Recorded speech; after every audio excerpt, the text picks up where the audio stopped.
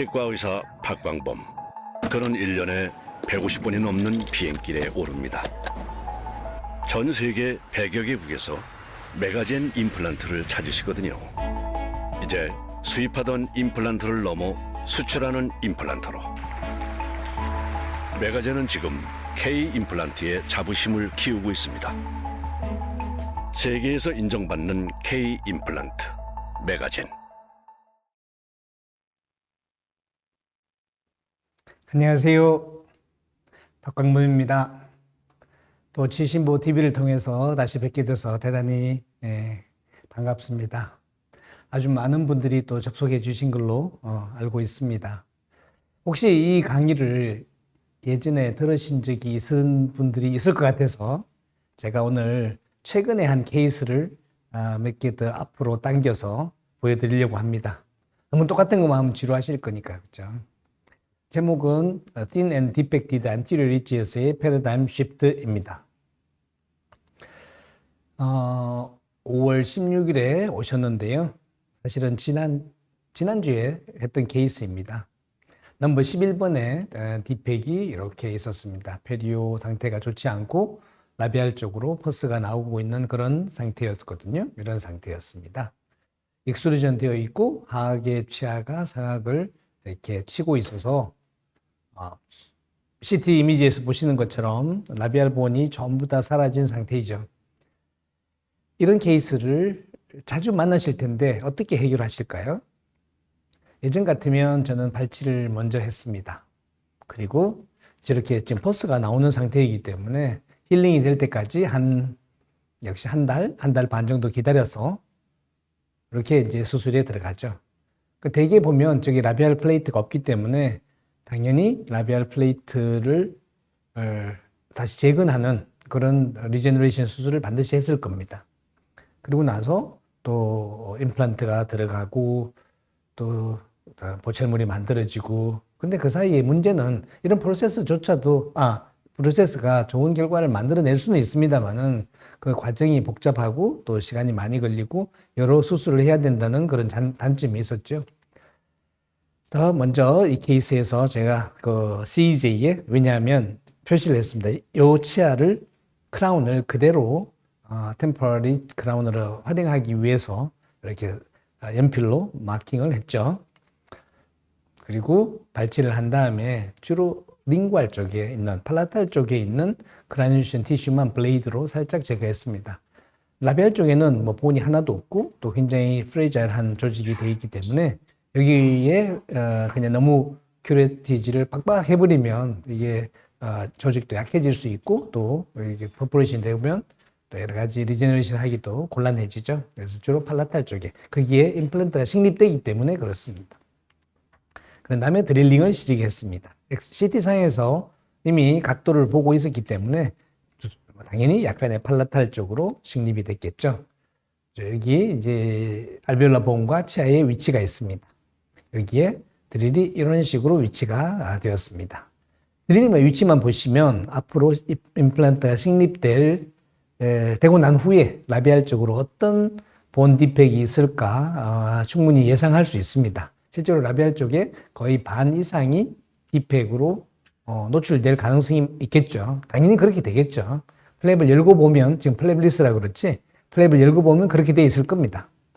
그래서 약간 어둡게 해보면 이미지가 이렇게 중첩되어 있습니다. 그런 다음에 미리 계산된, CT상에서 계산된 그 픽처 사이즈를 선택된 픽처 사이즈를 이렇게 열고 식립을 했습니다. 이 케이스에서는 3.2코어에 4 곱하기 9 그리고 6mm의 픽처를 식립했습니다. 이 디멘전이 숫자가 4개가 돼서 좀 헷갈리실 수도 있겠지만 기본적으로는 4 곱하기 9 우리가 410 하듯이 스레드 파트는 410이다 490이다 이렇게 생각하시면 되겠습니다. 그래서 3.2는 코어의 다이아미터이고 4.0은 드레드의 다이아미터이고 그리고 나사 부분의 길이가 9mm, 머신드 커퍼 부분이 6mm인 부분입니다. 그래서 픽처가 식립이 되었습니다. CT상에서는 어떻게 보였을까요? 이렇게 보이겠죠? 이렇게 식립되었을 겁니다. 그리고 약간 연하게 보면 전체 거의 대부분의 픽처는 다 본 디펙이 없는 사운드반 본에 들어갔겠지만 아주 위에 있는 일부만 트레디드 파트는 약간은 노출되어 있을 거고요. 대부분의 그 디펙 부분은 이렇게 머신드 커퍼가 통과하게 되어 있습니다. 그런 다음에 고정은 아주 잘 나오죠. 이렇게 되면 고정은 뭐 거의 40뉴턴 이상 나오게 됩니다. 당연히 immediate temporization이 가능하겠죠. 그래서 템포리 실린더, 플라스틱 템포리 실린더를 이렇게 연결하고 원래 표시해놓은 대로 루트를 이렇게 잘라냅니다. 그 다음에 이렇게 어댑테이션을 해보죠. 거의 옆에 치하고 거의 아주 시메트리가 잘 맞는 그런 쉘이 만들어졌습니다. 내추럴 투스 쉘이 되겠죠. 여기에 소켓에 그래프트를 실시합니다. 너무 앞쪽에 본이 워낙에 없고 또 염적이 있는 상태에서 너무 패킹을 세게 하면 이 또한 블러스프라이라든지 좋지 않기 때문에 가볍게 본 매트릭스 1, BCP 신세틱 본으로 그래프트를 했습니다. 그 위에 자연치어로 만든 템포를 연결하고 가볍게 버티컬 매트리스 슈츠만 해줬습니다. 워낙 조직이 약한 상태였기 때문에 가볍게 이제 공간을 데드 스페이스를 줄여주는 정도만 했지 마지날 진지바나 또 파필라를 누르는 상태는 아닙니다. 물론 3일 전에 했기 때문에 지금은 결과가 없습니다만은 뒤에서 다른 케이스를 보여드리면서 그때 이제 이 결과를 유추하실 수 있을 겁니다. 당연히 저는 굉장히 괜찮은 결과가 얻어질 거라 믿어 의심치 않습니다. 두 번째 케이스는 죄송합니다. 이것이 파노라마 수술 후의 파노라마 사진이고요. 인트라오럴 엑스레이고 CT입니다. 우리가 수술 시에 플랩리스로 했지만 예측한 것처럼 상부 위에 약간만 트레드가 익스포즈 되어 있고요. 나머지 윗부분은 완전히 라비알 보온이 없어진 곳에는 BCP가 이렇게 패킹된 흔적이 보이고 있습니다. 그래서 소프티슈만 힐링 되게 되면 이것을 파이널 보철물로 들어갈 수 있기 때문에 저는 이런 경우에도 약 2개월 정도 후에 3개월을 넘기지는 않은 상태에서 최종 보철물이 들어갈 수 있지 않을까 생각하고 있습니다. 두 번째 케이스는 하악 전치부입니다. 31번의 치아가 이렇게 플로팅이 되었습니다. 벌써 플로팅이 됐는데 환자분이 발치하는 것을 싫어하셔가지고 레진으로 붙여놨다가 이제는 안 되겠다 해서 이제 발치를 하게 됐습니다. 보시면 그 옆에 오래전에 벌써 인터메조 임플란트가 식립되었고 지금도 잘 기능하고 있는 것을 확인할 수가 있습니다. 밑에 오른쪽에 있는 CT 사진을 보시면 배잘본이 그렇게 나쁘지 않죠. 형태도 괜찮고 크게 언더컷도 없고 그래서 굳이 플랩을 열 필요가 없겠다 해서 바로 플랩리스 수술을 하게 됐습니다. 발치를 하고 플랩리스 드릴링을 했습니다. 물론 플랩리스를 하실 때는 특히 하악에서는 블러스플라이에 또 오버히팅에 대해서 조금만 더 주의를 하셔야 되겠습니다. 너무 급하게 드릴링하기보다 조금 시간을 가지고 약간씩 뜸을 들이면서 드릴링 하시는 것이 훨씬 좋은 예후를 가지는 것 같습니다. 그리고 2.8에 3.5 곱하기 7 그리고 커퍼 6인 RE 시스템을 RE 임플란트를 선택을 했습니다. 시간은 너무 짧겠죠. 한 2, 3분이면 다 끝나는 수술입니다. 자, 수술에게 이제 어바트먼트가 들어있는 상태이고요. 마운트를 제거한 모습입니다. 이제 커넥션 엑스콘의 높이가 1.5mm 정도이기 때문에 이 케이스에서 마진의 위치가 어디쯤 있는지 여러분 가늠을 하실 수 있겠죠. 플랩리스를 하고 거의 진지발 마진에서부터 한 1mm 정도 서브에 있다. 그러면 실제 이 픽처의 마진은 2.5mm 밑에 있다. 이렇게 생각하시면 되겠습니다. 그리고 솔리드 포스트 어버트먼트를 연결하고 저게 다이아메터가 되게 가늘어서 크라운을 만들기가 되게 좋습니다. 템포리를 최사이드에서 하다 보니까 별로 예쁘게 안 됐습니다만은 환자분은 연세가 높으셔서 별로 신경 안 하시는 것 같습니다. 그냥 보기 싫지 않은 정도로 그냥 템포를 쉽게 해드릴 수 있었습니다. 10분도 안 걸린 어떤 그런 수술이라고 할 수 있겠습니다. 엑스레이 보시면 옆에 인터메조와 비교했을 때 상당히 튼튼하다는 걸 느끼실 수 있겠죠. 인터메조 참 괜찮았는데 가장 단점이 뭐였냐 하면 저 넥 부분이었습니다. 내기 가늘기도 2mm밖에 안 되거든요. 가늘어서 저기가 부러지는 경우가 상당히 있었는데 거기에 비해서 3.5mm 알이 2.8코어에 3.5지만 어떤 미니 사이즈 임플란트보다 튼튼한 그런 모습을 보이고 있습니다. 이 케이스도 역시 소프티슈만 조금 힐링되면 최종 보출물이 들어갈 수 있을 겁니다. 세 번째 케이스는 조금 더 복잡한 케이스가 되겠습니다. 이분은 연세가 50대 초반 여자분인데요. 50대 초반, 40대 후반, 50대 초반입니다. 50살이 안 되시는 것 같아요. 그런데 치아가 이런 상태가 되었습니다. 굉장히 힘든 그 덴탈 라이프를 보냈다고 우리가 짐작할 수가 있습니다. 치료 계획을 드리고 한참 동안 망설이셨습니다. 왜냐하면 틴리치 때문에 환자분이 고민을 되게 했습니다. 오멘테이션 해야 된다, 또 시간이 많이 걸린다, 비용이 많이 든다, 이러니까 해야 되나 말아야 되나 그랬는데 제가 세컨 오퍼를 했습니다. 하악은 일주일 만에 내가 임시 치아를 넣어줄 것이다. 픽션은 6개만 할 거다. 이렇게 하면서 딜을 했습니다. 플랩을 열고 멘탈 포라멘을 확인하죠. 그래서 이런 경우에 물론 구치부에 숏 임플란트를 쓸 수도 있긴 하지만 어차피 상악 또한 전부 다 발치가 되고 임플란트가 들어갈 상태여서 제1대구치에서 제1대구치까지만 12개의 치아만 수복하기로 이야기를 했거든요. 그래 이런 경우에 있어서 아주 좋은 옵션이 오론 6입니다. 그래서 멘탈 포라멘을 확인하고 그 앞쪽으로 이렇게 틸티드 임플란트를 식립을 합니다. 양쪽에 2개의 틸티드 임플란트가 식립되고 나면 그 다음에는 전치부이죠. 근데 전치부 보시면 되게 이런 경우에 사실은 보온이 있는데요. 이분은 전치부 보온이 대단히 얇습니다. 어떤 임플란트를 식립한다 하더라도 심지어 미니 사이즈 임플란트를 식립한다 하더라도 디펙이 상당히 생길 수밖에 없는 그런 상태였습니다. 보시면 그러시죠. 링구알 보온의 하이트는 괜찮지만 라비알 쪽의 보온이 거의 사라진 상태여서 이런 경우라면 반드시 GBR을 해야 되는 그런 상태가 될 겁니다. 그런데 우리에게는 이제 아리가 있죠, 이제. 그래서 드릴링을 그냥 원래 치아에 계획된 대로 드릴링을 했습니다. 알베올라 보온의 퀄리티는 드릴에 묻어나는 보온 더스트를 보시면 상당히 좋은 걸로 예상하실 수 있겠죠. 당연히 좋겠죠. 화학 전집인데요, 뭐. 그래서 그 다음에 알이 2.8에 3.5 그리고 랭스 9에 커프 6인 알이 픽처 4개가 식립이 됐습니다. 앞쪽에 보시면 라벨 쪽으로 머신더 커프가 상당히 노출되어 있는 것을 아실 수 있죠. 근데 이것이 디펙이냐? 저한테는 디펙이 아닙니다. 스레디드 파트가 이미 알베올라 보온 속에 충분히 안전하게 식립이 되고 위에 있던 것은 흔히 많은 원장님들이 쓰시는 것처럼 긴 어버트먼트를 연결했다 이렇게 생각하시면 되겠습니다. 물론 커넥션이 상부에 위치하기 때문에 보철물을 만드는 데 있어서는 상당히 큰 장점을 가지고 있습니다. 근데 라비알 이렇게 틴리치인 경우에 가장 큰 문제점 중에 하나가 이게 환자분의 진지발 페노타입, 진지바 타입도 바이오 타입도 상당히 약한 거죠. 그러면 비쳐 보일 수가 있거든요. 이런 경우에 이런 걸 방지하기 위해서 진지발을 두껍게 하는 가장 좋은 방법이, 가장 손쉽고 가장 좋은 방법이 이 O6 볼륨엑스를 쓰는 것 같습니다. 요즘 아주 즐겨 쓰고 있습니다. 그래서 한 장 올려놓으면 저것이 2mm 두께의 진지발을 만들어줍니다.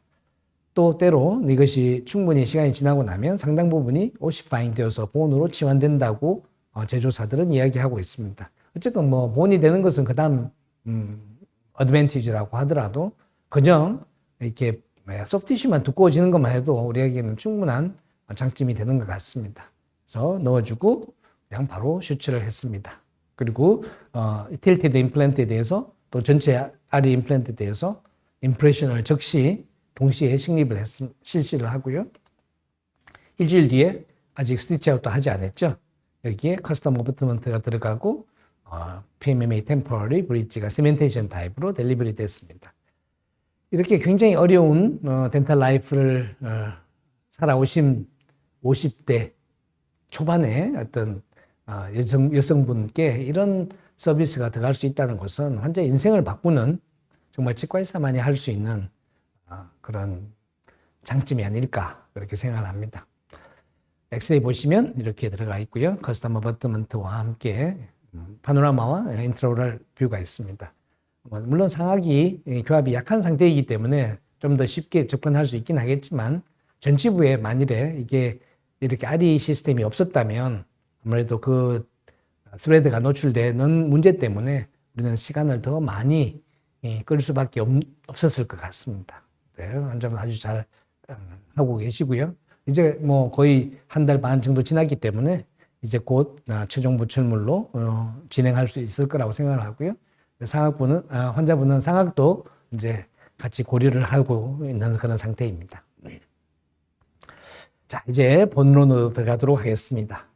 저는 1985년도에 졸업을 했거든요. 그리고 지금 2023년 38년이나 지났습니다. 그동안에 정말 많은 임플란트부에 정말 많은 발전을 이루어 왔습니다.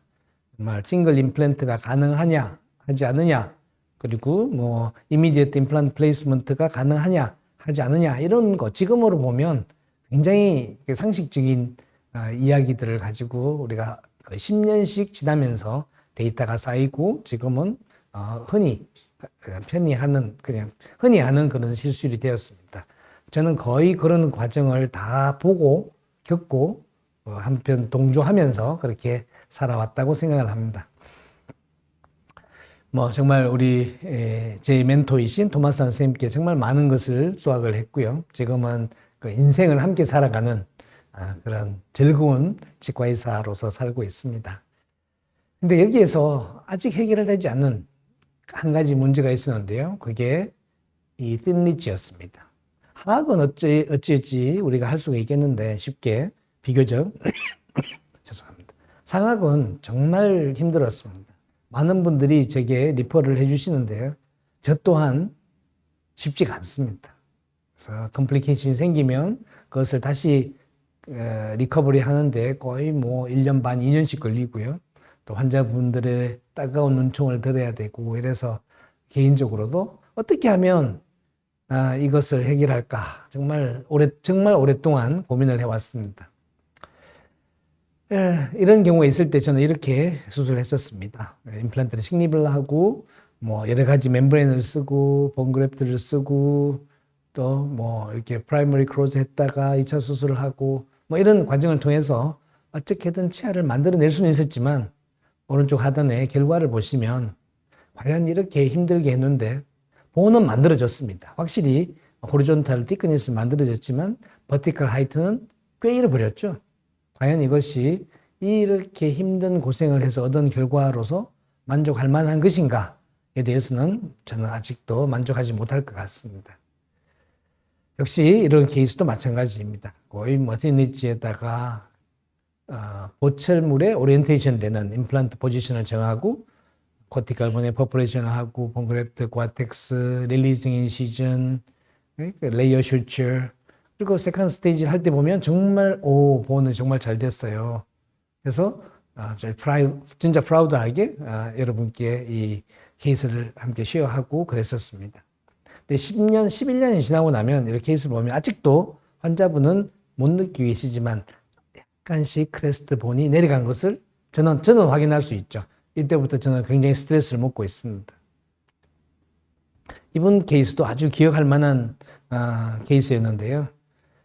케이스를 보시면 역시 두 개의 치아가 4개의 브릿지를 서포트하고 있었는데 22번이 이렇게 캐리어스가 생기고 무너지면서 이렇게 다시 치아를 만들어야 되는 그런 상황이 됐습니다. 플랩을 열었을 때 리치가 나쁘지 않죠. 사실 이 정도 같으면 그냥 쉽게 가는 임플란트를 쓰고 해도 될 것 같습니다. 근데 이때만 해도 이 정말 뜨거운 피가 흘러가지고 어떻게든 간에 완벽한 결과를 만들고 싶었습니다. 그래서 리지 스플릿을 하고 파셜 리지 스플릿을 하고 픽처를 식립하고 그 위에 다시 오그멘테이션을 하고 PRF를 쓰고 릴리징 인시전을 하고 또 2차 수술을 한 다음에 저때만 해도 2010년, 2011년 때만 해도 사실 질코니아라는 제조가 그다지 흔하지 않았습니다. 이제 그때도 이렇게 질코니아로 커스텀 어버트먼트를 만들고 세라믹으로 크라운을 만들고 해서 나름대로 나 잘했지요 라고 자랑을 했었습니다. 그래서 3년, 5년 괜찮습니다. 네, 9년 됐을 때 보시면 그 옆에 치아가 또 나빠져서 임플란트를 한 개 더 추가하게 되는데 그때 상황을 보시면 그렇죠? 9년 전과는 상당한 차이를 보이고 있습니다. 근데 이것이 더 시간이 지나면 더 내려갑니다. 12년이 지난 때입니다. 원래 초입니다만은 처음과는 정말 다른 양상을 보이죠. 왜 이렇게 정말 잘했는데 우리 선생님들이 가르쳐 주신 대로 정말 잘했는데 왜 이렇게 됐을까? 그래서 상당히 제가 그동안 10년, 20년 동안 해왔던 이 GBR과 틴리지에 대한 치료에 대해서 약간 회의를 가지기도 했습니다. 그래서 왜 이렇게 꺼질까? 내가 잘못한 건 없는데 왜 꺼질까라는 생각을 하면서 몇몇 저널들도 살펴보고 텍스트도 살펴봤는데요. 이 왼쪽에 있는 그림은 뭐 다 아시죠? 시간이 지남에 따라서 우리 몸은 항상 이렇게 리모델링을 하고 있습니다. 지금 이 순간에도 최소한 100만 군데 이상 우리 몸에서 이렇게 본 리모델링이 일어나고 있죠. 그래서 흡수가 되고 또 이어서 오스테오블라스트가 나타나고 새로운 뼈가 만들어지고 이런 쭉 가는데 우리 몸이 전부 한 바퀴 싹 돌아서 완전히 새 뼈가 되는 데는 10년 정도가 걸린다고 그럽니다. 그러니까 10년 전에 나는 10년 후에는 완전히 새 사람이다. 이렇게 생각하셔도 되겠죠. 이제 그 과정에서 우리가 만든, 우리 치과의사들이 만든 리모델, 리제너레이티드 본이 이 프로세스를 못 따라가지 않는가, 따라가지 못하지 않는가. 즉, 우리 몸에서 새로 만들어진 뼈는 우리 뼈는 아니야. 라고 이야기하는 것 같습니다. 증명된 것은 아닙니다. 네, 어떤 책에서는 7년이라고도 하고요. 어떤 책에서는 9년이라고 하고 10년이라고 하는데요. 제가 GBR을 했던 케이스, 그래도 정말 잘 됐다고 생각하고 3년, 5년 동안에 좋은 결과를 보였던 케이스를 리뷰했을 때 10년이 크리티컬 포인트인 것 같습니다. 물론 지금도 잘 유지되는 분들도 있습니다만은 상당히 많은 케이스에서 이렇게 디프레션을 보이고 있었습니다. 그래서 이것도 답이 아니구나. 그래서 아마 여러분들 이 비슷한 케이스를 갖고 계시겠죠. 우리 전북대 제주과의 윤중호 교수님께서 저한테 쉐어해 주신 케이스입니다. 22번 케이스 플랩을 열고 딥팩을 수복하기 위해서 알로그래프트와 함께 또 이제 고아텍스를 쓰고 먼저 봄부터 만드시고 그 다음에 멤브레인을 제거한 다음에 드릴링을 하고 그 다음에 임플란트 식립을 했는데요. 이만큼 뚝 떨어져 나갔습니다. 저도 많은 경험이 있었습니다. GBR 해가지고 들어가면요. 2스테이지로 들어가게 되면 이 크레스탈 부분은 그냥 버석버석 하든지 식립 중에 흔들려가지고 이렇게 무너져 내리는 경우가 많았습니다. 여기 다시 2차 그래프트를 하고 콜라겐 멤브레인을 쓰고 보충물을 만들게 되죠. 그렇게 되면 엑셀이 보시는 것처럼 이 부분이 과연 얼마나 스테이블하게 있을까요? 저렇게 프라이머리 클로즈를 하고 이렇게 만들었는데도 이렇게 몇 개월이 지나서 이런 상태를 보이는데 과연 이렇게 어디셔널하게 알로그래프트를 했을 때 이 본은 얼마나 단단하게 얼마나 오랫동안 유지될까요? 알로그래프트는 그래도 좀 나은데요. 상당 부분의 지노그래프트, 보바인 본들은 한참 후에 레이트 페일리어가 종종 보고되고 있습니다. 임플란트 주변에 저기 소켓 그래프트를 하는 경우에 이렇게 바이오스가 시퀘스트륨에 대해서 통째로 떨어져 나오는 그전에는 되게 멀쩡하죠. 멀쩡하게 잘 있다가 어느 순간에 뻥 이렇게 해서 떨어져 나오게 됩니다. 아마 여러분들도 경험이 있지 않을까 싶습니다. 지금 우리가 갖고 있는 많은 분들이 갖고 있는 생각이 보바인 본은 내 본이 아니다. 결국은 본처럼 보일 뿐이지 결코 내 본이 아니다. 라는 그런 생각들이 모여지고 있는 것 같습니다.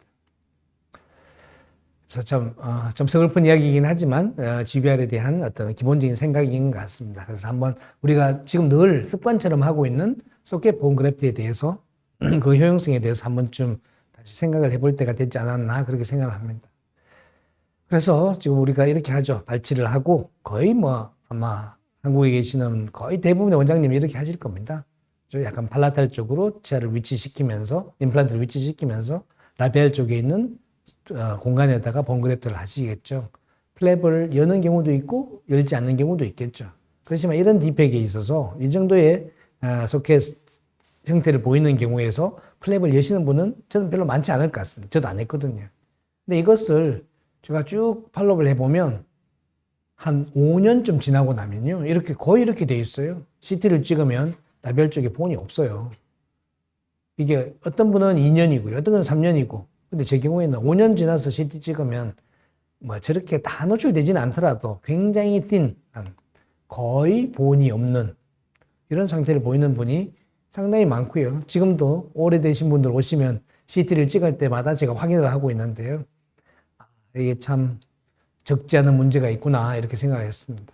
다 위에 있는 환자분들이 다 제 케이스입니다. 옛날에 다 이미디어트 했던 케이스예요. 근데 그 옆에 다른 자연치들이 이제 손상이 돼서 또 다른 임플란트를 하면서 플랩을 열었는데 옆에 살짝 비쳐 보이는 것이 저런 식으로 드레드가 다 노출되어 있습니다. 익스포즈가 된 것도 있고 안 된 것도 있고. 물론 여기서 염증이 있거나 그렇지는 않습니다. 그렇지만 시간이 지나면 저 노출된 드레드에 컨타미네이션이 일어날 수도 있겠죠. 그래서 이게 뭐냐? 결국은 바이올로지다라고 생각을 하고요. 제가 1998년도에 첫 번째 책을 출판을 했습니다. 그때 Current Soft Tissue Management in Implant Dentistry라는 책을 했는데요. 그렇게 두껍지 않은 책이었습니다만은 그때만 해도 한글로 된 소프트 티슈 매니지먼트라는 책이 별로 없어가지고 정말 많은 분들이 좋아해 주셨습니다. 그 책의 제일 뒤에 보면요. 이 케이스가 하나 실려 있습니다. 상하게 풀마우스 케이스인데 K9이 하나 남아 있었습니다. 그래서 이것을 발치하고 거기다가 임플란트를 식립하고 소켓이 상당히 컸죠. 그래서 거기다가 그래프트를 하고 저는 이렇게 큰 소켓이 어떻게 변화를 가지는지 보고 싶었습니다. 그래서 바이오스 그래프트를 하고요. 바이오스 그래프트를 했고 프라이머리 클로즈를 했습니다. 그리고 6개월 뒤에 이것이 어떻게 변했는지 한번 다시 들어가 봤습니다. 어차피 오버덴처를 해야 되기 때문에 K9에 튀어나온 컨투어가 있으면 안 되겠죠. 그래서 이걸 약간 트리밍 할 겸 어떤 히스톨로지를 가지나 봤는데요. 이 사진에서 보시는 것처럼 그냥 칼로 쏙 비어집니다. 아마 소켓 발치하고 나서 금방 소켓의 아웃라인은 칼로 안 되겠죠. 코티칼 본이니까. 근데 안에 바이오스를 패킹하고 6개월이 지났는데 그냥 칼로 쑥 잘립니다. 그것을 히스톨로지를 해봤습니다. 이렇게 H 스탠에서 보시면 왼쪽 조직 사진 왼쪽에 보시면 위에 약간의 코티칼 본이 있습니다. 저는 이것이 이 사람의 휴먼 리액션이라고 생각합니다. 이 안에 들어있는 바이오스가 바이오 컴패터블 하죠. 그래서 이 바이오 컴패터블한 머티리얼을 노출시키지 않도록 하기 위해서 이것을 코티칼 본을 최소한으로만 남겨두는 겁니다. 그렇기 때문에 겉으로 보면 저것이 코티칼 본 컨투어가 남아있는 것처럼 보입니다. 그렇지만 안에 들여다보면 본이 아니죠. 바이오스를 그래프트 했을 때 실제로 뉴본의 양은 새로 재생된 휴먼 내추럴 본의 양은 상악동에서조차도 15%를 잘 넘지 않습니다. 그러니까 그냥 필러로서 있는 거지 실제로 본이 아니다라는 거죠. 또 전치부의 이게 치아의 룻대의 위치를 나타내는 조셉 칸의 논문에서 보면 이런 클래스 1부터 클래스 4가 있습니다. 타입 1. 클래스 1이 82% 정도로 가장 많고요. 그리고 라비알 쪽으로 루트가 위치하는. 그리고 가운데가 뭐 클래스 2, 링괄 쪽에 있는 것이 클래스 3. 양쪽에 다 본이 없는 것이 클래스 4입니다. 그래서 가장 많이 만나는 것이 클래스 1인데요. 이 클래스 1이 발치가 되면 어떻게 변해갈까요? 대개 우리가 아무 조치를 하지 않으면 6개월 안에 이렇게 바뀌게 됩니다. 그래서 그동안 2000년대 초반에서부터 2010년대까지 거의 한 10년 정도에 거쳐서 정말 많은 논문들이 있었습니다. 어떻게 하면 이 변화를 막을 수 있을까? 중지시킬 수 있을까? 딜레이 시킬 수 있을까에 대해서 공부를 많이 했었습니다. 논문이 되게 많았죠. 근데 두 그룹으로 나뉘어졌습니다. 유럽과 라틴 아메리카. 우리가 라틴 아메리카 좀 얕보지만요. 브라질이나 이쪽에 정말 이 리서치 파워가 강합니다. 라틴 아메리카 쪽에서는 이미디어트 임플란트 플레이스먼트를 하게 되면 이 디멘셔널 체인지를 줄일 수 있다, 막을 수 있다라고 했고요. 유럽에서는 cannot, 막을 수 없다라고 막 싸웠는데요. 결국은 끝나고 났을 때 결국은 끝이 뭐냐? 유럽 승입니다. 어떤 일을 해도 막을 수가 없다. 알베올라 봉은 immediate place를 하든 그 안에 봉 그래프트를 하든 자기가 갈 길을 간다. 시간에 물론 약간의 딜레이먼트가 있어서 그 효과를 우리가 즐길 수는 있겠지만 바이올로지는 바이올로지다.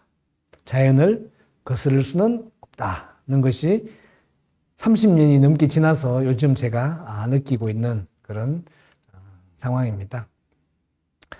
근데 이제 또 한 가지 또 다른 질문입니다. 페리임플란타이티스가 생겼습니다. 그래서 본로스가 생기면 여러분 어떻게 하세요? 뭐 리제너레이션 하는 방법도 있을 것이고요. 리섹티브 하는 크게 보면 두 가지 방법이 있겠죠. 리제너레이션 정말 많이 시도를 해봤습니다. 타이타늄 브러쉬도 쓰고 레이저도 쓰고 여러 가지 무슨 세균을 없애는 그런 방법도 쓰고 하면서 본그래프트를 했는데요. 되는 경우가 1이면 안 되는 경우가 9였습니다.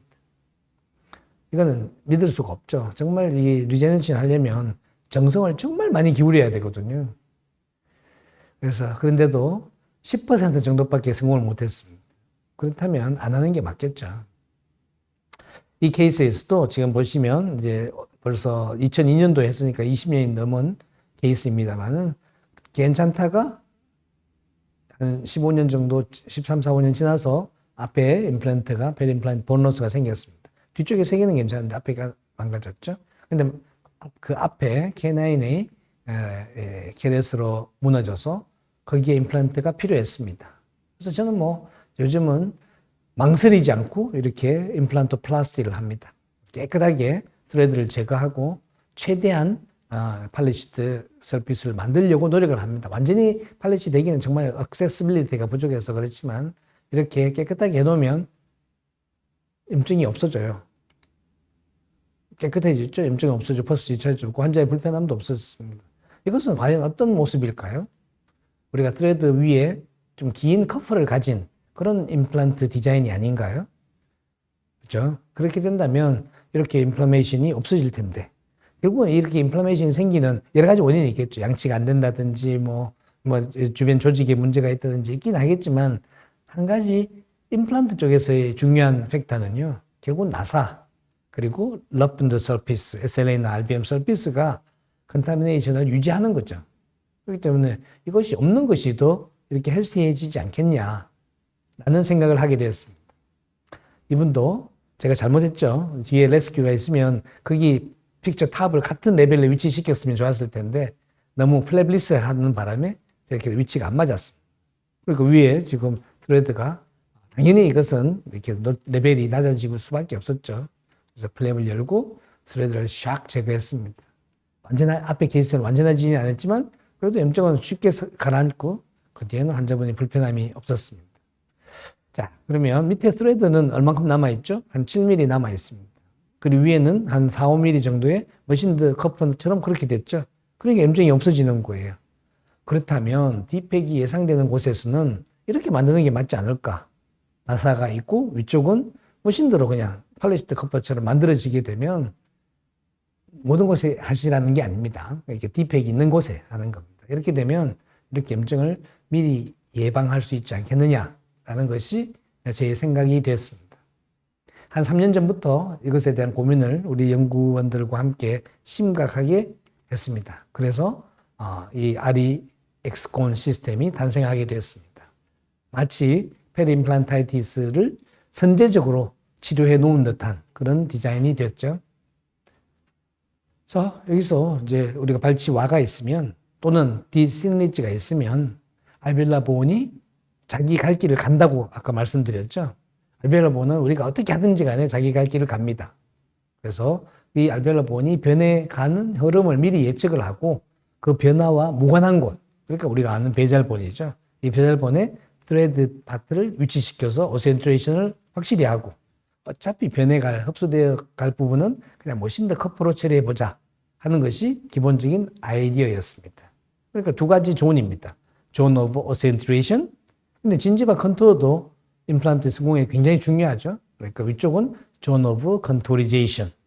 이렇게 생각을 정립하고 나니까 굉장히 심플해졌습니다. 이 세 가지 정리해서. 첫 번째는 되게 thin ridge였습니다. 이분은, 이 경우는 참 힘들죠. 이분도 양쪽 사이너스까지 다 된 상태에서 저한테 리퍼가 됐습니다. 보시다시피 구치부는 리지가 넓고 사이너스가 잘 되어 있습니다. 근데 전치부는 전부 다 얇죠. 특히 센트럴 인사이저 쪽은 상당히 얇아가지고 높이도 상당히 제약이 있었습니다. 플랩을 열면 다들 예상하신 대로 전치부 thin ridge가 됐습니다. 여기에 치아가 들어갈 곳에, 치아가 위치할 곳에 이렇게 드릴링을 하고 식립을 합니다. 이렇게 10번 쪽은 그래도 본 하이트가 있어가지고 이렇게 됐지만 20번대 쪽은 이렇게 노출될 수밖에 없었습니다. 원래 리지가 띵하니까 어쩔 수가 없죠. 근데 이 상태가 앞에서 제가 세 번째 케이스, 최근에 한 세 번째 케이스를 보여드린 것과 똑같죠. 이렇게 노출된 것이 이게 노출이냐? 기존의 임플란트 개념으로 보면 이거는 디팩입니다. 그렇지만 아리 시스템에게는 노출이 아닙니다. 이거는 정상적으로 다 식립된 겁니다. 오른쪽에 있는 K9, 3번 위치에 식립된 블루 다이몬드 보시면 저기는 한 1mm, 1.5mm 정도 라비알 쪽으로 디팩이 생겨 있죠. 저는 이거는 디팩이라고 봅니다. 이것은 리제너레이션이 돼야 될 상대의 대상이지만 전치부는 아닙니다. 다 된 겁니다. 물론 이니셜 스테빌리티가 되게 좋았습니다. 전치부에 있는 틴리지인 경우에는요, 본 덴시티가 되게 좋습니다. 되게 우리가 흔히 이야기하는 타입 3 이상입니다. 그래서 40뉴턴 충분히 얻어집니다. 그러면 전치부잖아요. 템포럴 바로 해드려야 되죠. 그러니까 당연히 템포럴 해드리죠. 템포럴 실린더, 플라스틱 템포럴 실린더 연결시키고요. 그 다음에 템포럴 만들면 되는데 아까 말씀드렸죠. 이렇게 틴리지는 라비알 진지바 또한 되게 얇습니다. 이렇게 얇은 경우에 그냥 두면 나중에 저게 비쳐 보일 수도 있고요. 진지바 컨투어에 또 좀 좋지 않은 영향도 있고 해서 이게 보온을 좀 올려줍니다. 그리고 멤브레인도 설치해 주는데 이것은 우리가 전통적으로 이야기하는 GBR을 위한 본그래프트가 아닙니다. 컨투어를 만들기 위한 행위라고 볼 수 있죠. 근데 저렇게 올리는 것도 자꾸 이제 귀찮아지기 시작했습니다. 그래서 더 심플한 방법. 이게 O6 볼륨엑스입니다. 지금 이 케이스에서는 제가 좀 큰 O6 볼륨엑스에서 반으로 접었습니다. 그러니까 두 겹이 됐죠. 저 한 겹이 2mm입니다. 두 겹 하면 4mm가 되거든요. 그러면 저렇게 언더컷이 있는 데가 충분히 좋은 진지바 컨투어가 만들어집니다. 슈처를 하고 템포리제이션을 적시해주고 자, 이거는 디팩이 없습니다. 앞쪽에 보온이 올라가고 멤브레인이 같지만 이것은 진지바를 위한 조치였죠. 저 안에 베자본에 식립된 저 스레드는 과연 얼마 만에 오센트레이션 될까요? 저는 요즘 6주밖에 기다리지 않습니다. 소프트티슈 힐링은 2달 정도 기다립니다. 그러면 둘 합해서 모집합이 2개월이 되겠죠. 대개 2개월이면 저는 상태에 들어갑니다. 최종 보철물에 들어가는데요. 2개월 뒤에 모습이 이렇게 되어 있습니다. 그렇죠? 여기에 최종 보철물이 이렇게 장착이 됐고요. 이게 최종 보철물입니다. 물론 양쪽에 어금니에 사이너스 본 그래프트가 되어 있었기 때문에 비교적 빨리 할 수 있었지만 되게 2개월이면 이렇게 이런 상태로 최종 보철물이 들어갈 수 있습니다. 굉장히 스피디하죠. 만약에 전치부를 GBR로 회복시키려고 했다면 시간이 얼마나 걸릴까요? 최소 4개월에서 6개월 걸리지 않을까요? 그리고 수술도 여러 번 있었을 거고요. 환자분이 템포럴을 가지는 시간도 훨씬 더 오래 걸렸을 겁니다. 그 사이에 플리프라든지 이런 걸 써야 되니까 그것도 불편했겠죠. 그렇지만 이건 너무 쉽습니다. 파이널 보철물이 들어갔고 그때의 CBCT 엑스레이고요. 양쪽을 한번 비교해 보시죠. 10번 때는 두 겹의 O6 볼륨엑스가 들어갔고요. 20번 때는 알로그래프트와 함께 O6 플러스를 넣었습니다. 그때 본 리제너레이션 컨셉으로 들어갔고 이쪽은 소프티슈만 만드는 컨셉이 있는데 보시면 10번 때가 훨씬 진지바 컨투어가 좋아 보이시죠? 그래서 저는 요즘은 거의 O6 볼륨엑스만 올려놓고 그냥 슈트해버립니다. 디누데이션도 절대 안 되고요. 볼륨은 충분히 얻어지고요. 그 다음에 뼈가 되면 덤으로 더 좋은 결과를 얻을 수 있겠죠. 이 케이스는 이분도 되게 60대 초반의 여성분인데요. 하악은 다른 원장님께서 다 해주셨고, 상악은 너무 힘들어서 이쪽 저쪽에서 좀 흔히 우리가 이야기하는 튕겼습니다. 그냥 못한다. 벤츠로 그냥 사셔야 돼요. 이렇게 하고 5군데, 6군데 다니다가 저한테로 이제 오시게 됐습니다. 해봅시다. 구치부에 사이너스 하면 되는 것이고, 과연 저 전치부를 어떻게 할 거냐. 보시면 크로스바이트 상태, 리치 상태에 쉽지 않다는 거 느끼시겠죠? 근데 저는 이런 경우로 되게 쉽게 하고요. 되게 즐겁게 합니다. 플랩을 열고 그냥 드릴링 합니다. 양쪽 사이너스가 워낙 커가지고 사이너스 라테랄 윈도를 할 수밖에 없었고요. 전치부는 본이 있는 대로 활용을 합니다. 그리고 환자분한테 굉장히 어렵게 하셨기 때문에 한 2-3개 더 하셔야 됩니다. 본이 약하기 때문에 그랬을 때 한 번도 놓으라고 하신 적이 없습니다. 그래서 결과적으로 임플란트 더 많이 하시게 된다는 거죠. 그리고 그 위에 이렇게 이 굴곡이 있죠. 알베올이 막 꺼지고 이렇게 굴곡이 된 부분은 지금처럼 그냥 평탄화 작업만 합니다. 이렇게 오버 빌드업 하라고 했죠. 오버 빌드업이 아니라 이것은 진지바 만드는 거거든요. 그래서 진지바 컨토어 이렇게 맞춰주고 굴러다니지 않게 이렇게 본 멤브레인을 이렇게 올려줍니다. 어떤 멤브레인 쓰셔도 관계없고요. 사실 어떤 본그래프를 쓰셔도 관계없습니다. 그러니까 오버 빌드업 하면 앞에 라비알 진지바, 라비알 페리스탈 릴리징 인시전을 해야 되죠. 근데 하지 않습니다. 할 게 없죠. 그냥 슈처도 잘 되니까. 그래서 릴리징 슈처 없이 인시전 없이 슈처하게 되면요. 환자분의 스웰링이 거의 없습니다. 아시다시피.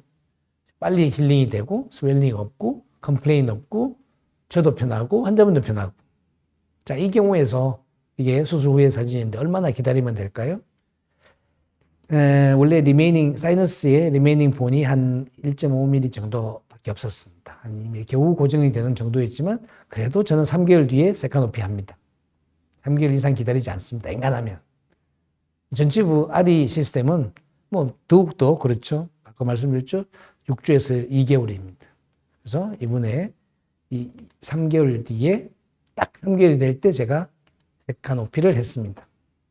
플랩을 열고 바로 인상을 체득했습니다. 물론 이거는 제가 PMMA 템포럴이 간다는 전제하에서 해서 그렇긴 하지만 뭐 환자분은 하루라도 빨리 고정성 보철물을 갖고 싶어 하니까요. 그래서 바로 인상을 두고 스티치아웃 하는 날 아직 진지바가 힐링이 덜 됐지만 커스텀을 쭉 델리버리하고 커스텀 어바트먼트 그리고 PMMA 템포러리가 들어갔습니다. 3개월과 일주일 만에 이 보철물이 들어갔을 때 환자분이 어떤 기대감, 어떤 반응을 보일지 이런 상상이 되시죠. 그렇게 어렵게 정말 힘든 덴탈 라이프를 갖고 계시다가 고정성이 됐다. 하악은 뭐 원장님 잘 해주셔가지고 잘 쓰고 계시지만 상악은 정말 힘든 케이스였지만 환자분 너무너무 좋아하시죠. 샌리지 어떻게 해결하면 되는지 막 느낌이 오셨을 겁니다. 그리고 진지바 힐링 되면 이렇게 보철물이 들어가는 겁니다. 이게 최종 보철물이고요. CT 상태입니다. 이 배잘본에 들어가 있는 본들은요. 전혀 본 로스가 없을 거다라고 기대하기는 조금 어렵습니다만 제 생각에는 거의 없을 거라고 생각을 합니다. 마지날 본이 내려가서 페리임플란타이티스가 되는 그런 일은 정상적으로 하는 우리 임플란트에 비하면 지극히 적을 거라고 생각합니다. 그렇기 때문에 약간의 진지바 리세션이 있을 수는 있겠지만 이 임플란트를 못 쓰게 되는 일은 저는 잘 없을 것 같습니다. 아직은 그렇습니다. 제가 지난 세월 동안에 거의 한 500케이스 이상을 했는데요. 진지바 리세션도 없었고요. 이렇게 실패하는 경우는 당연히 없었습니다. 그래서 참 배잘본을 이용하는 케이스는 괜찮다라고 생각합니다. 이분은 90세에 오셨습니다. 근전하셨지만 그래도 90세라면 연세가 많으신 경우였죠. 역시 제가 한 건 하나도 없고요. 다른 분들이 다 하셨습니다. 옛날부터 많은 임플란트 하셨는데 전치부에 식립한 4개의 아주 가는 임플란트가 2개는 빠지고 2개는 부러져서 저한테 오셨습니다. 해낼 방법이 있느냐? 리치가 이렇게 얇습니다. 당연히 힘들겠지만 우리한테는 아리가 있거든요. 그래서 저는 이런 경우 웰컴하고 바로 합니다. 플랩을 열고 부러진 임플란트를 제거했습니다. 1.6mm짜리 사실은 템포러리용 임플란트였죠. 우리가 크레스트에다가 눈에 초점을 두게 되면요. 이 임플란트 선택할 수밖에 없습니다. 크레스트 두께가 2mm도 안 되는데요. 뭐. 그렇지만 우리는 배잘본을 쳐다보고 있거든요. 이 배잘본에 식립될 부분을 측정하고 드릴링을 한 다음에 나사 부분은 완전 식립되게 만들고 나머지 부분은 다 노출되게 만듭니다. 이 경우는 정말 드물게 10mm의 커프 하이트를 가지는 아리가 필요했습니다. 길게 노출된 거죠. 이렇게 식립이 됐고요. 이게 마운트를 제거했을 때의 모습입니다. 모든 나사 부분은 다 본 안으로 들어갔습니다. 익스포즈 된 것은 그냥 긴 머신드 커프만 나왔다 이렇게 보시면 되겠습니다. 이 위에 O6 볼륨맥스 한 장만 올려놓으면 끝입니다. 당연히 릴리징 없이 슈처하고요. 바로 때 제가 예상했던 것보다 나잘 플로어 위에 밑에 있는 뼈가 좀 양이 작았습니다. 그래서 예상보다 한 2mm 정도 나잘 플로어 조금 더 들어갔습니다. 원래는 한 1mm 좀 되게 지나가지 않겠냐 했는데 거의 한 절반 정도 지나간 것 같습니다. 물론 환자분은 아무 증상이 없었습니다.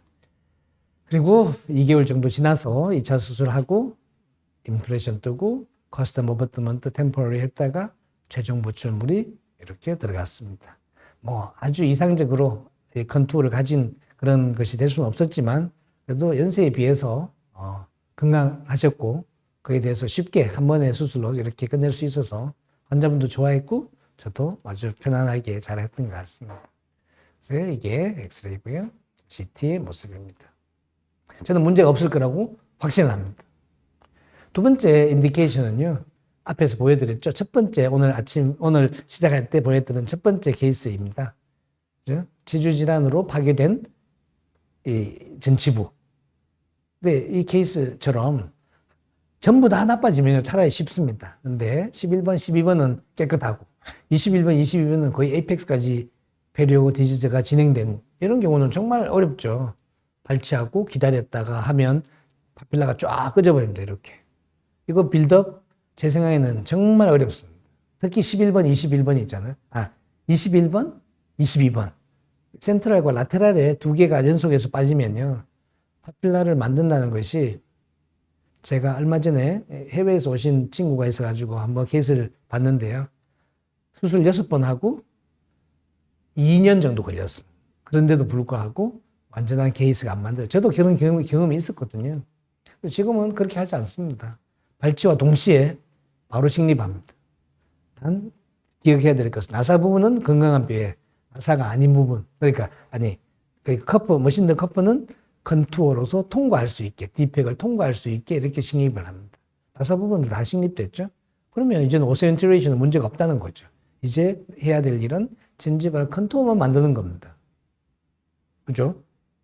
그러니까 여기에 컨투어를 고정은 잘 되기 때문에 역시 이미디어트 템포라이제이션 할 겁니다. 그러다가 컨투어를 잘 오랫동안 유지해 줄 수 있는 본 매트릭스 1, BCP를 하고 약간의 그래프트, 멤브레인을 치죠. 이게 슈처했습니다. 자, 발치한 치아를 이렇게 다시 다듬어서 템포러리 들어가고요 하고요. 이렇게 하면 2개월이면 이런 힐링을 보입니다. 뭐 특별히 다른 거 한 게 없죠. 그냥 한 번 수술에 2개월 후에 소프티슈 컨투어가 이렇게 딱 만들어지는 겁니다.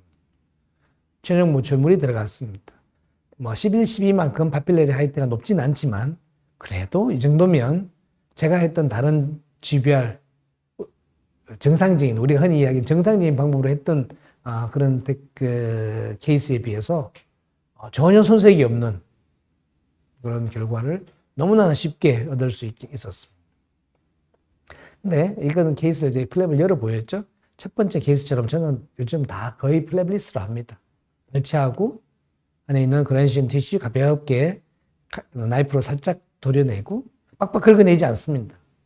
우리가 그라니션 티슈를 왜 다 제거하죠? GBR 하기 때문입니다. 본을 만들어야 되거든요. 그렇기 때문에 그라니션 티슈가 있으면 GBR이 방해가 됩니다. 근데 우리는 GBR 안 할 거거든요. 그래서 약간의 그라니션 티슈를 남겨두는 것이 차라리 컨투어를 만드는데 훨씬 더 유리합니다. 그래서 마지날 진지바에서 저 밑에 루트 에이펙스까지 그리고 뼈가 있는 사운드한 본이 있는 곳까지의 흑공 그 디펙 사이즈를 측정을 하니까 8mm였습니다. 그래서 그로부터 7mm를 더해서 15mm를 드릴링을 했습니다. 이렇게 드릴링을 하면요.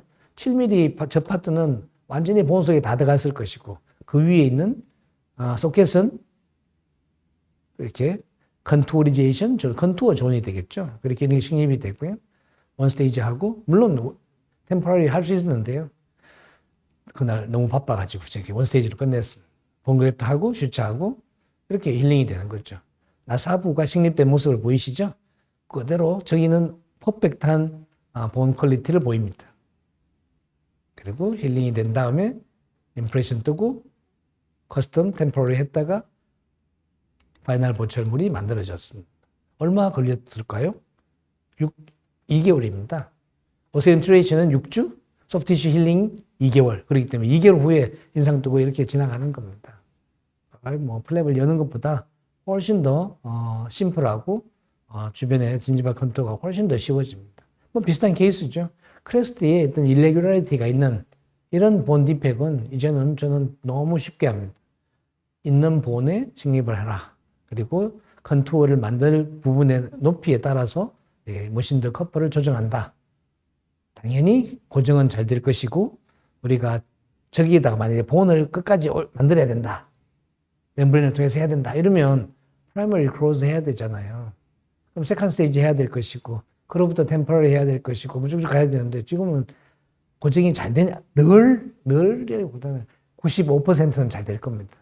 그래서 바로 원 스테이지 하죠. 저기 플라스틱을 만든 이유가 혹시라도 이상한 포스가 가해지게 되면 저게 부러지라고 플라스틱을 만든 겁니다. 그래서 너무 물론 교합은 신경 써야 되겠지만 걱정 안 하시고 그냥 템포러리 바로 만드셔도 됩니다. 그리고 컨투어 하고요. 템포러리 바로 해드리고요. 이게 CT의 모습이고 역시 얼마? 2개월이겠죠. 커스텀과 템포러리 했다가 파이널 보철물을 이렇게 마무리합니다. 이런 케이스 보시면서 제일 먼저 질문이 진지발 리세션 올 텐데 라고 이야기를 하시거든요. 진지발 리세션 아직 한 케이스도 없었습니다. 제가 뻥치는 것 같죠. 그런데 진짜 한 케이스도 아직은 진지발 리세션이 없었습니다. 이런 케이스도 굉장히 좀 익셉셔널한 케이스입니다. 페리오돈타이티스와 페리임플란타이티스가 겹쳐가지고 그냥 폭탄을 맞았습니다. 뻥 뚫렸습니다. 이런 상태에서 힐링이 된 상태로 저한테 리퍼가 됐습니다. 만일 이 케이스를 제가 처음부터 봤으면요. 저는 동시에 했을 겁니다. 제거하고 앞에 케이스처럼 제거하고 그라니티슈 석작 제거하고 안에 식립을 하고 이 슈링키지가 오지 않도록 제가 만들었을 겁니다. 근데 이미 이렇게 상태에 왔죠. 플랩을 열어보니까 이렇게 뻥 뚫렸습니다. 이 정도를 GBR, 이런 케이스도 GBR을 많이 했었습니다. 근데 GBR을 하면 거의 10mm 버티컬 오구멘테이션이 돼야 되고요. 오리지널로 6mm 이상의 두께가 만들어져야 합니다. 이 정도 같으면 어떤 본을 쓰냐에 따라 다르긴 하겠지만 거의 6개월 기다립니다. 디아이선스 없어도 6개월은 기다려야지 크리스탈 본이 그나마 그 퀄리티가 괜찮았었거든요. 근데 지금은 안 합니다. 그냥 있는 본이 있냐, 얼마나 있느냐 보고 거기에 그 있는 본에 완전히 식립될 스레드를 정하고 그 위에 디펙을 완전히 통과할 그런 머신드 커퍼를 선정하면 끝입니다. 그런 다음에 컨투어를 만들고 이 케이스는 워낙에 디펙이 컸기 때문에 제가 프라이머리 클로즈를 했습니다. 행간하면 제가 원 스테이지 하거든요. 그래서 이게 CT의 모습입니다. 디펙과 스레드의 관계를 확인하실 수 있겠죠. 어때 진지버가 하나도 없었습니다. 그래서 나중에 머슬 풀이 생길 것 같아서 프리진지발 그래프트를 했습니다. 자, 이 경우에는 얼마나 지났을까요? 2차 수술하고 커스텀과 템포러리가 들어가는 데까지 딱 3개월 걸렸습니다. 프리진지발 그래프트 때문에 한 달이 더 걸린 겁니다. 오센트레이션 벌써 다 됐죠. 2개월이면 끝났을 거니까. 소프티시 컨트롤 됐는데 지지 때문에 조금 더 기다린 거죠. 그리고 파이널 보철물이 이렇게 들어갔습니다. 크라운이 형태가 굉장히 어색하시죠? 저도 되게 어색했습니다. 처음에는. 근데 지금은 저런 걸 보면서 되게 기분 좋아하고 있습니다. 하악도 마찬가지입니다. 페리오가 나빠지게 되면 플랩 열면 라비알본이 하나도 없죠. 흔히 보는 이야기입니다. 되게 이런 건 어떻게 하세요? 원장님께 여쭤보니까 나는 저 밑에다 식립하고 어버트먼트 긴 거 써요. 정답입니다. 근데 그렇게 되는데 거기에 커넥션 부분에 항상 또 문제가 있죠. 항상은 아니지만 문제가 있을 수 있죠. 그래서 GBR 하는 것보다는 그게 쉽고 그렇게 하는 것보다는 RE가 훨씬 더 쉽습니다. 그러니까 밑에 똑같은 원칙이죠. 밑에 나사 부분은 건강한 배자부에 들어가고 나머지 디펙 부분은 그냥 그 위에 통과시키고 전치부인 경우에는요 이렇게 아까 보셨죠? 솔리드 포스트를 연결하면요 저 솔리드 포스트 두께가 2.3mm 밖에 되지 않습니다. 그래서 템퍼레이도 금방 만들 수 있고 자연치해 가장 작은 치아에 4mm 정도밖에 안 되는 폭의 하악 전치부도 거의 건투를 잘 만들어 줄 수가 있습니다. 옆에 치아도 이거는 마찬가지죠. 이쪽에는 미니 임플란트가 식립되어 있고 나머지 3개의 전치부가 망가졌습니다. 이런 경우에 보면 보시죠. 밑에 언더컷이 있습니다. 꽤 이렇게 만져보면 밑에 언더컷이 있습니다.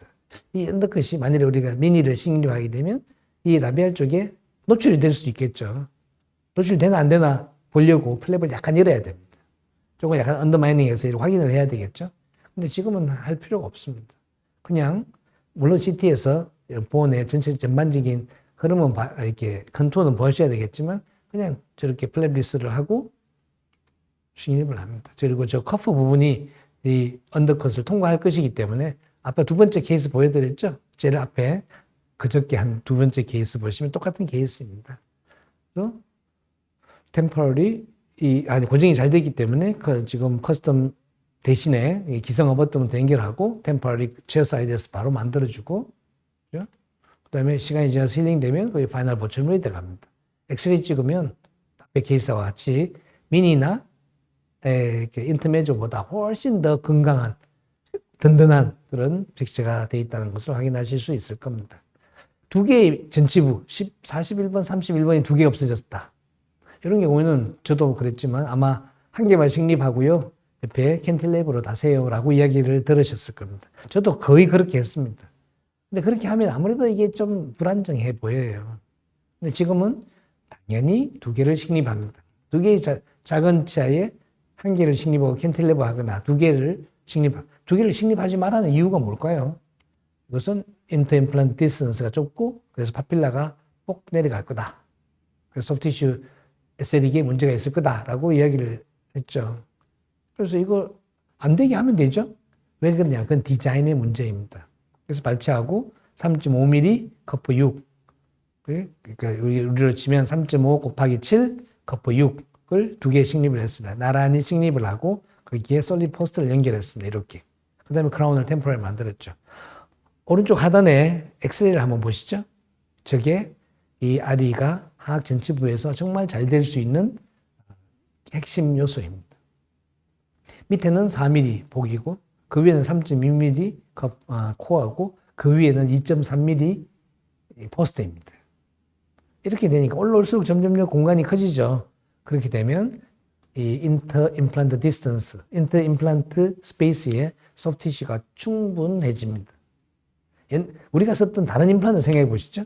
대개는 크레스탈 부분이 제일 넓고 밑으로 쭉 이렇게 가늘어지게 됐죠. 이렇게 되면 당연히 사이에 소프티슈가 부족합니다. 왜 그런 디자인을 우리가 많이 가지고 있냐 하면 아직도 세계적으로 저명하신 이 사이언티스트, 파이어니들이 코티칼 본에서 스테빌리티를 얻어야 된다고 생각하기 때문입니다. 코티칼 본을 버려야 됩니다. 코티칼 본의 디펜던시를 가지게 되면 위가 굵을 수밖에 없어요. 밑에 내리고 가늘게. 그러면 스페이스가 없죠. 이 RE는 베이스가 넓고 위로 올라올수록 좁게 되어 있습니다. 그렇기 때문에 스페이스가 충분하고요. 보시다시피 결과가 아주 잘 나오게 됩니다. 그래서 이 RE에 대해서 제가 오늘 좀 장황하게 말씀드렸습니다만 저는 전치부에 있어서 정말 이것보다 더 편리한 시스템은 아직은 없지 않는가. 물론 우려가 있긴 합니다. 약하지 않냐? 미니 투피스보다 훨씬 강하고요. 원바디보다 한 50% 정도 강합니다. 그러니까 부러질 이유가 없고요. 혹시라도 과도한 교합력이 가해지면 어디가 부러지냐면 어버트먼트 쪽에서 파절이 일어나도록 되어 있습니다. 픽처가 부러지지 않는다는 이야기입니다. 그리고 진지발 리세션이 두 번째 가장 큰 퀘스천이었습니다. 리세션이 오면 어떡할 건데? 안 내리가게? 리세션이 오기 전에 우리는 어떤 현상을 가지냐면 정치나 에피세럼이 먼저 다운그로스를 하고 포켓이 형성되죠. 그게 염증이 생기고 나면 그다음에 이제 본 로스가 생기는 건데요. 그래야 또 진지바가 리세션이 오는데 거기에서 가장 큰 역할을 하는 것이 그러니까 서컴프렌셜 파이브입니다. 포켓을 막아야 됩니다. 에피세리얼 마이그레이션을 막아줘야 되거든요. 그래서 이 아주 17 마이크론의 아주 띤 라운드한 그루브가 3mm 구간으로 길게 되어 있습니다. 이 구간을 따라서 저렇게 서컴프렌셜 파이브가 만들어질 거기 때문에 에피세리움이 포켓 에피세리움이 다운그로스 되지 않습니다. 실제로 환자한테 해보면요, 프로빙이 거의 들어가지 않습니다. 그래서 죄송합니다.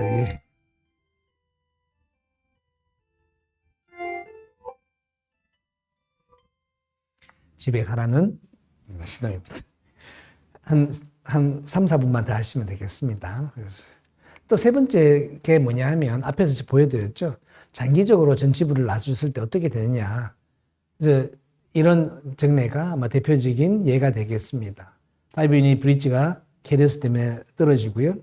이 두 개의 11번과 12번의 임플란트를 두 개 하게 됐습니다. 되게 식립을 하게 되면 라비알 언더컷 보이시죠? 밟지만 해도 벌써 페니스트레이션 생겼고요. 두 개 식립을 하고 나면 오른쪽 사진에서 보시면 벌써 이 위에 있는 라비알 쪽에 띤 본이 어떻게 흘러갈까요?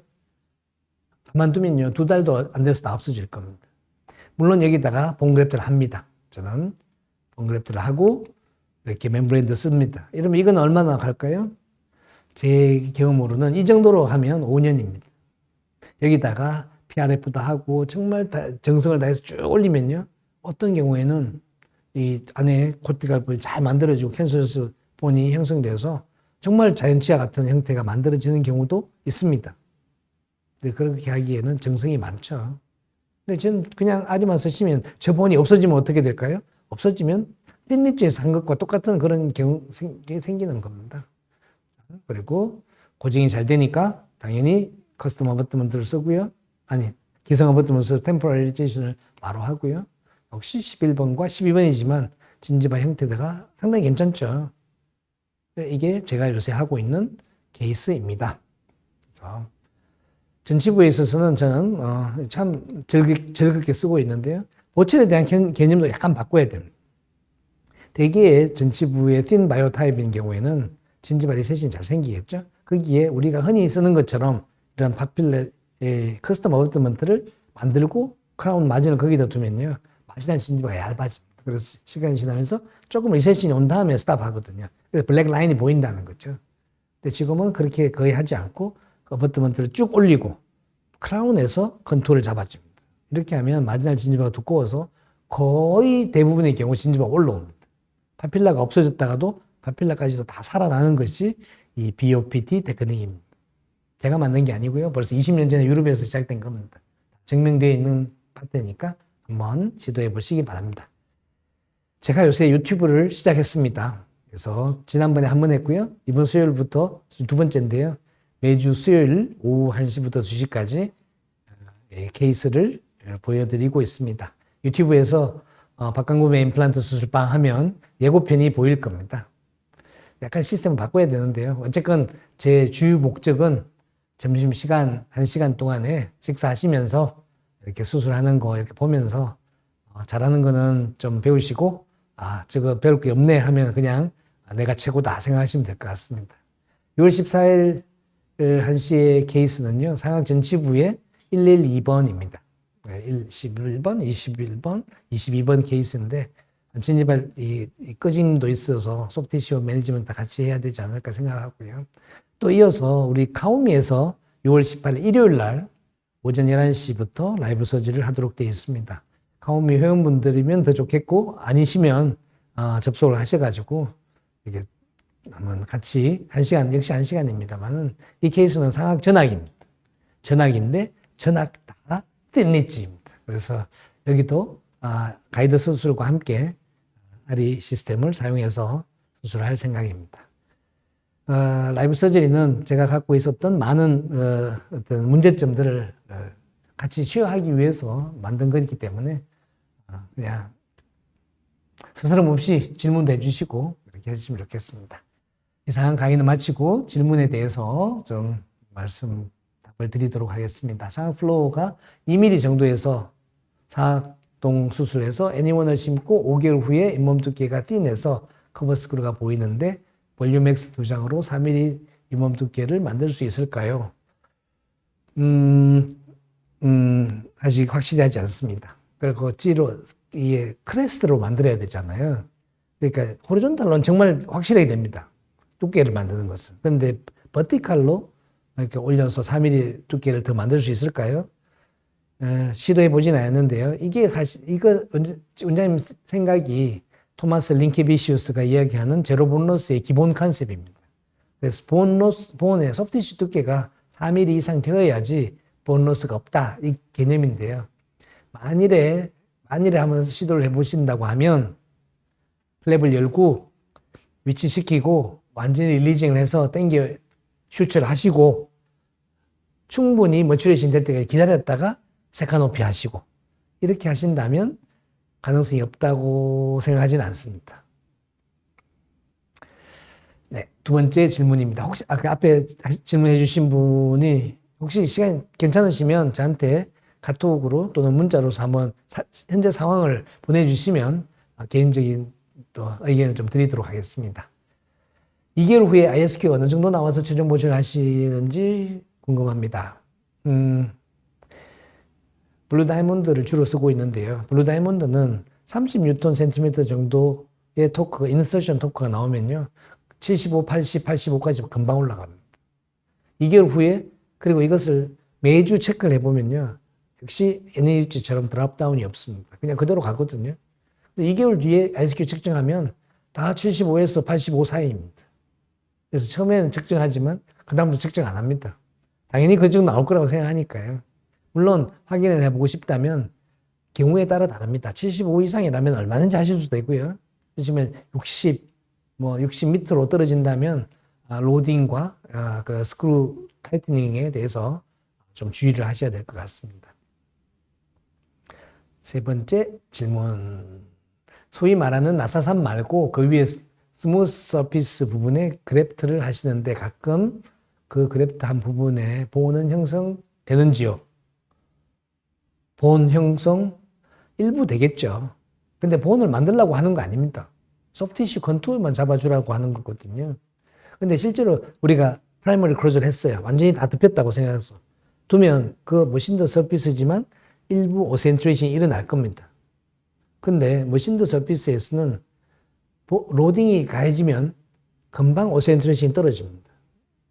그러니까 엑스레이에서 보면 본 로스가 아니라 리니어하게 레디오 루선시가 나타납니다. 쭉 리니어하게 타고 내려갑니다.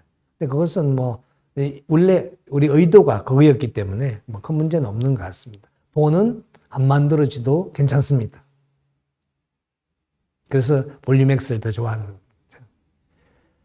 결국 머신더 서피스는 롱 정시던 에피셀리움으로 힐링되는 건데 임플란트 주위염에 잘 저항할 수 있을까요? 네, 머신더 서피스에 머신더 서피스만 두면 말씀하신 것처럼 거의 100% 롱 정시던 에피셀리움이 내려올 겁니다. 그래도 위에 약간은 이렇게 다시 커넥티브 티슈 같은 것이 프로텍션해서 유지되겠지만 대단히 위험하겠죠. 그래서 이것을 개발하면서 가장 신경 썼던 것이 진지바 리세션이었어요. 포켓의 형성이었습니다. 그래서 그루브를 굉장히 많이 연구를 했는데요. 17마이크론이라는 그루브는 독일에서 나온 논문입니다. 그루브에 대해서 어떻게 하면 에피셀리움의 마이그레이션을 막을 수 있을까 하는 많은 연구 중에 하나가 그 논문의 답이 17마이크론이었습니다. 여러 가지 깊이, 넓이, 형태를 가지고 테스트를 했는데 17마이크론의 라운드 이것이 정답이었습니다. 그래서 지금까지 그래서 사실은 아리를 만들면서 적어도 2년 정도의 팔로우는 해야 되겠다. 그래서 그 2년 다 해놓고 2년 동안 기다린 겁니다. 사실은. 그래서 이번에 시덱스에서 처음 올린 건데 2년 동안에 제 개인적인 경험에서는 아무 문제가 없었습니다. 포켓이 프루브는 히스톨로지는 지금 동물 실험을 하고 있는데요. 봐야 되겠습니다만은 임상적으로 프루빙이 들어가는 정도의 그런 포켓이 만들어지진 않았습니다. 좀 더 지켜보겠습니다. 프랙처가 되지는 않을까요? 강도에 대한 걱정입니다. 저도 마찬가지였고 우리 연구원들도 마찬가지여서 테스트를 했습니다만은 이게 4mm 인터널 커넥션하고 거의 비슷합니다. 아까 3.3mm 두 피스보다는 거의 2배 강했잖아요. 4mm 우리가 흔히 쓰는 11도 각도의 4mm짜리 픽처만큼 강하다 보시면 됩니다. 물론 그것도 부러질 수 있습니다. 그래서 절대 안 부러집니다라고 이야기는 못하지만 그냥 이 정도의 2.8mm, 3.2mm 정도의 픽처가 가지는 강도는 4mm 노멀 인터널 커넥션 픽처가 가지는 것과 거의 같은 강도다 라고 생각하시면 될 것 같습니다. 어벗 타이트닝 토크는 20N. 네, 어버트먼트는 저는 엔간하면 손으로 그냥 하고 맙니다. 15N 정도면 충분할 것 같습니다. 왜냐면 안에 이게 엑스콘이라고 익스터널 코니칼, 그러니까 그냥 일반 스트레이트가 아니고요. 5도의 각도를 주놨습니다. 이게 NLH의 5도 각도를 거꾸로 뒤집어 놓은, 속으로 이렇게 되어 있는 것을 이렇게 만들어 놨다 보시면 되죠. 그렇기 때문에 손으로만 쪼아도 이게 어버트먼트 스크루를 제거해도 떨어지지 않습니다. 그래서 그 정도 같으면 그냥 15N? 손의 힘이 10N 정도 되죠. 그래서 그 정보다 조금 더 하는 20N까지도 사실 필요 없습니다.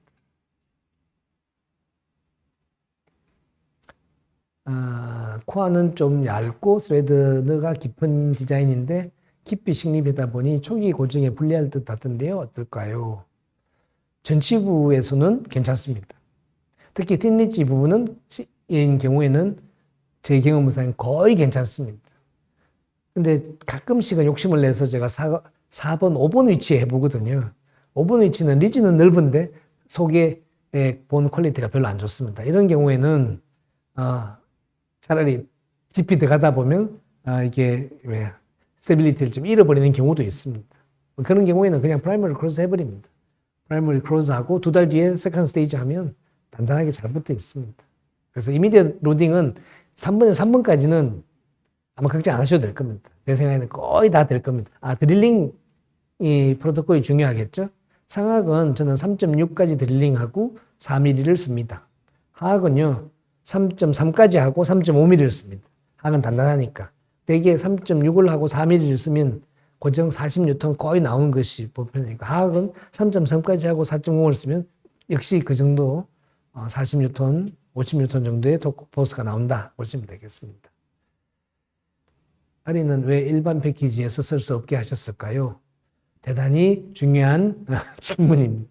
근데 이게 처음 쓰시면요. 사실 어떤 사이즈를 쓰셔야 되는지 선택이 어려울 수 있습니다. 나중에는 그렇게 될 겁니다. 근데 처음에는 서지컬 키트도 필요하시고 그 환자분을 치료를 하면서 일반 케이스에서는 본이 좋은 데라면 내가 8.5를 좋아하면 8.5, 10mm를 좋아하면 10mm 딱 정해져 있을 수 있잖아요. 전치부 열고 들어가면 틴리지 부분이 몇 mm가 나올지 잘 모릅니다. 그래서 실제로 가장 제가 많이 쓰이는 케이스 사이즈만 딱 해서 요만한 패키지를 딱 만들었습니다. 네, 그것을 계속 반복하시면서 나는 이것만 있으면 되겠다 하시면 나중에는 일반 패키지로 쓰시면 됩니다. 근데 지금은 제가 인스톨 과정이기 때문에 그냥 아예 이렇게 작은 패키지로만 구성했으니까요. 조금 경험이 쌓이신 다음에 그걸 다 쓰시면요. 아마 충분히 경험이 되지 않을까 싶습니다. 그런 다음에는 일반적으로 소량으로 이제 구매해서 쓰시면 되겠죠. 상악 소구치 신리지 환자가 있는데 블루다이몬드 직경 3.7mm입니다. 3.7이 있고 4.1이 있는데요. 소구치도 경우에 따라 다르겠죠. 그래서 이게 교합력이 얼마나 집중될 수 있는 환경인가 더 중요한 것 같습니다. 교합력이 집중되는 경우라면 차라리 조금 더 깊이 들어가고 4.1을 선택하겠습니다. 근데 정말 쭉 내려가면서 전체가 얇은 경우라면 저는 3.7 네로 다이메탈을 사용하게 됩니다. 그 정도면 충분히 강한 것 같습니다.